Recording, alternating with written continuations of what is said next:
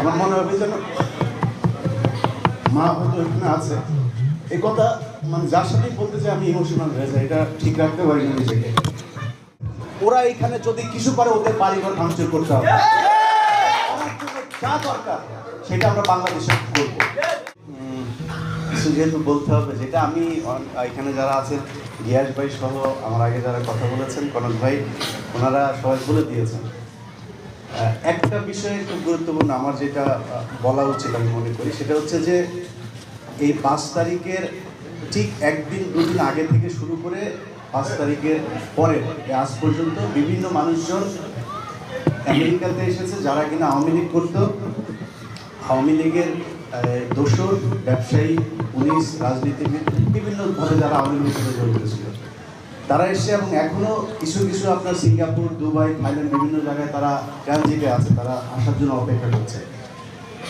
এইখানে আজকে আমার মনে হয় 2-300, আমি জানি না কত মানুষের অ্যারেঞ্জমেন্ট ছিল আপনাদের, সবার কাছ থেকে যদি সুযোগ থাকে তাহলে গিয়াস ভাই আমার মনে হয় একটা কাজ করা উচিত, সবার একটা সিগনেচার রাখা উচিত, যে আমাদের ওই সিগনেচারটার উপরে বেসিস করে একটা অ্যাপ্লিকেশন হবে এখানকার স্টেট ডিপার্টমেন্ট সহ, হোমল্যান্ড সিকিউরিটি, এই সমস্ত লোকগুলো যেন এখানে আসতে না পারে। আমাকে আপনারা হয়তো ভিডিওতে অনেক সময় আপনারা দেখেছেন যে আমি খুব উত্তেজিত হয়ে কথাবার্তা বলেছি, খুব রাগান্বিত থাকি। না, দরকার তো আছে, দরকার সবারই বলা উচিত ছিল, কিন্তু বিষয়টা কি, ধরেন কনক ভাই খুব ঠান্ডা মাথার লোক, আমি অত ঠান্ডা থাকতে পারি না। আমার সামনে যখন কিনা এই একটা গ্যাঞ্জাম, যেই বড় গ্যাঞ্জামটা, সেদিন কনক ভাইও ছিল, কনক ভাই একেবারে সব কিছু দেখেছে এবং ওই ভিডিওগুলো আমাদের কাছে এখনো পর্যন্ত আছে। আমার মা প্রচণ্ড অসুস্থ, সেদিন গালাগালি বহু শুনি, গালাগালি নতুন কিছু না, আমাকে ভালো যেমন বাসে মানুষ, অনেক মানুষ গালাগালিও করে। ওই দিন আমার মা প্রচণ্ড অসুস্থ এবং ওই ঘটনার 2 দিন পরে আমার মা মারা যায়। তো মার কথা যতবার বলতে যাই ততবার ইমোশনাল হয়ে যায়, খুব কষ্ট করে সেটা ঠেকায় রাখি। আজকে 2 মাস আমি ইলিয়াস এখানে থাকার মানুষ না, আমি দেশে চলে যেতাম, কিন্তু সমস্যাটা হচ্ছে আমি যদি যাই, আমার বাসায় 4টা বেডরুম, আমরা 3 ভাই একসাথে থাকি, বাবা মা একটা রুমে থাকতো, মাঝখানে ডাইনিং, এক পাশে লিভিং। আমার মা যে রুমটাতে থাকতো সেই রুমটা আমি গিয়ে দেখতে পারবো না। আমার মনে হবে যেন মা হয়তো এখানে আছে, এই কথা মানে যার সাথেই বলতে চাই আমি ইমোশনাল হয়ে যাই, এটা ঠিক রাখতে পারি না নিজেকে। যাই হোক, তো সেদিন তারা আমাকে দেখে গালাগালি করলো, গালাগালি করার পরে আমি উত্তর তো ধরেন 100 দিন এরকম গালাগালি করলে হয়তো 2 দিন দিয়েছে, আপনারা সেগুলো সোশ্যাল মিডিয়াতে দেখেছেন, কিন্তু সেটার ব্যাকগ্রাউন্ড কী ছিল এটা হয়তো কেউই জানে না। সেখানে আমি যখন তাদেরকে প্রত্যুত্তর করলাম, তারা 30 জন 40 জন চলে এসেছে আমাদেরকে মারার জন্য। তো আপনাদের কাছে অনুরোধ, এখানে যারা আজকে আমি দেখলাম আয়োজক, এই আয়োজকদের বিশাল একটা যুবক শ্রেণী, তাদেরকে এইখানে এই বিশেষ করে আমি এখানে গত 5-7 বছরে যেটা দেখলাম, একটা মিটিং করতে গেলে তারা সেখানে যায়, এই গিয়াস ভাইয়ের সামনেও দেখেছি, তার মধ্যে একজন সম্মানিত মানুষ, তিনারা একটা জায়গায় ব্যানার নিয়ে, কিচ্ছু না, কোনো খারাপ কিছু না, তাদের বিরুদ্ধে কিছু না, একটা মানববন্ধন কিছু একটা করতে যাচ্ছে, তারা সেখান থেকে ব্যানার কেড়ে নিয়ে যায়, সেখানে এসে ধাক্কাধাক্কি করে, এটা তাদের অভ্যাস। ওদেরকে জ্যাকসন হাইটে দাঁড়াইতে দেওয়া যাবে,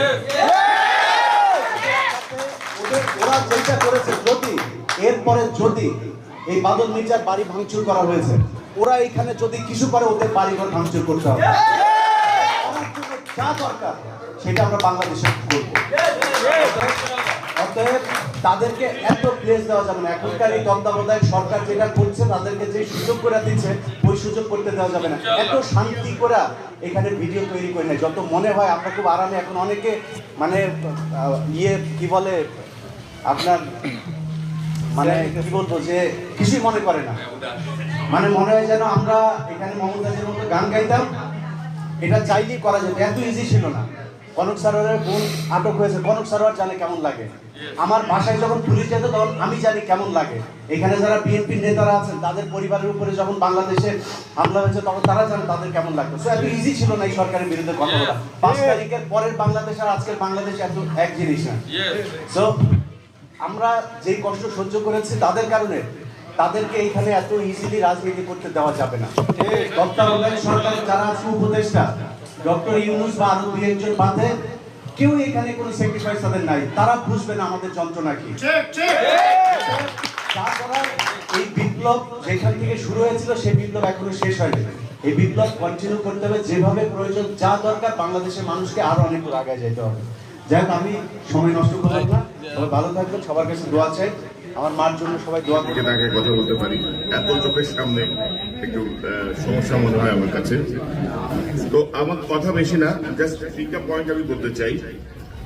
এত আত্মত্যাগের পরে যে সরকার ক্ষমতায় আসলো, আমরা তাদের কার্যক্রমে আসলে সন্তুষ্ট না। যে বিপ্লবী চেতনা তাদের নেওয়া দরকার ছিল, সেই চেতনায় তারা নেই। তো সেই জায়গাটায় আমাদের আসলে রিল্যাক্স হওয়ার মতো সময় বোধহয় আসে নাই। আমাদেরকে সবাইকে লক্ষ্য রাখতে হবে।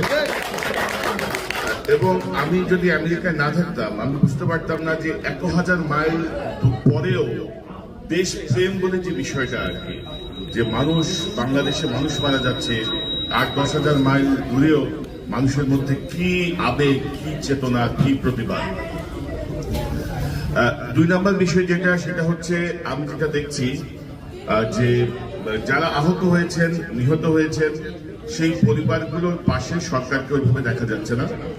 তারা অনেকটা রেশন দেওয়ার মতো করে কিছু কাজ করছেন, যে ৩ মাস অন্তর সাহায্য দেওয়া হবে। তো যারা মারা গেছেন তারা বীর, তাদের জন্য এই ১৫০০ পরিবার বা পঙ্গু হয়ে যাওয়া ৫০০ পরিবার, অন্ধ হয়ে যাওয়া ৪০০ পরিবার, এদেরকে পার্মানেন্ট কোনো ব্যবস্থা করার উদ্যোগ নিতে হবে।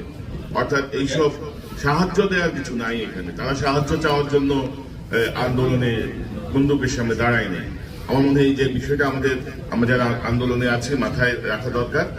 এবং ৩ নম্বর বিষয়টা হচ্ছে, আমি প্রবাসেও দেখছি যে বহু পত্রিকার সাংবাদিক, সম্পাদক, বহু বড় বড় লোক যারা ৪ঠা আগস্ট পর্যন্ত গণহত্যাকে সমর্থন করেছে,